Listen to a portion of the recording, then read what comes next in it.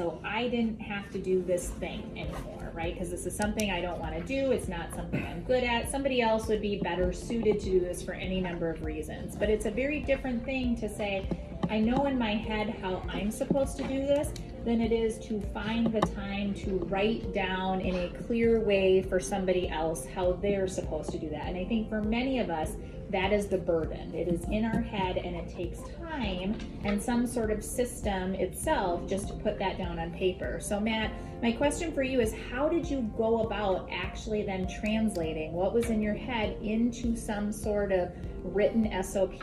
How did you know how detailed it should be, where to leave flexibility for someone else? And I know that template you offered is something that was useful to you in that process. Yeah, I was fortunate that when I was in law school, I worked for 2 years for a solo attorney with some support staff. He was of the old guard, or had been raised by the old guard. So he was a big person for dictation. His little workstation for me was in the corner of his large office, and I'd listen to him dictate. In doing so, I'd learned what goes into that. So when I started practicing, I also started dictating, and I have had different services, whether it was kind of upload that stuff to a Filipino transcriptionist who would have everything transcribed by the next morning. Sometimes I had a legal assistant do the transcription. Now I got a phone and a website that just takes care of it. But we talk at 260 words a minute, and none of you can type at 260 words a minute. And so just in regards to an economy of your time, I start by just doing like memos to file.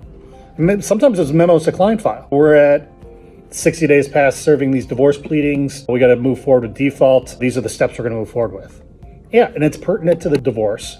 But, later on, I can convert that into a post to document exactly how we handled default, and I can even perfect and improve upon it or whatever else. And then it can make it into our list of policies so that the next time we have a default, I don't have to rewrite that memo.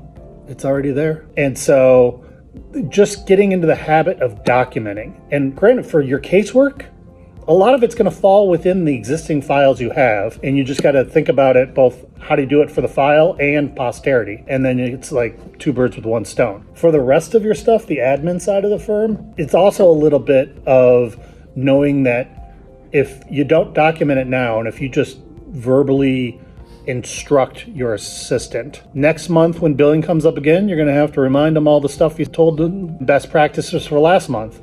And it's probably going to be a few more times before they get it down themselves. And then they're going to have to do it for another 6 months before you could even ask them to create their own documentation. And so there's a little bit of ebb and flow. Sometimes you can get away with having staff document their positions. I make it a part of a lot of our job descriptions that if we don't already have everything you're doing documented, or if it changes, I want you to update that. So that basically once they know what they're doing, it doesn't have to fall to you to write these things. And just point out the fact that hey, I'm never going to get to the place where I can close the firm 4 weeks a year paid aside from PTO if I got to worry, or even give you 4 weeks a year of PTO if we don't know how to do your job when you're gone. So document it.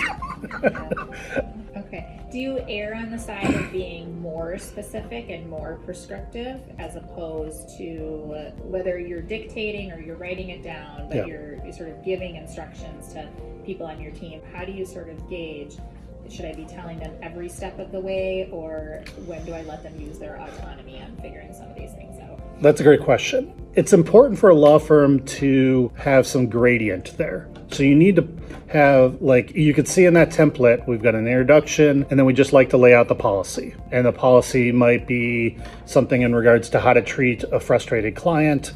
It might be how to complete this intricate filing. It might be something else.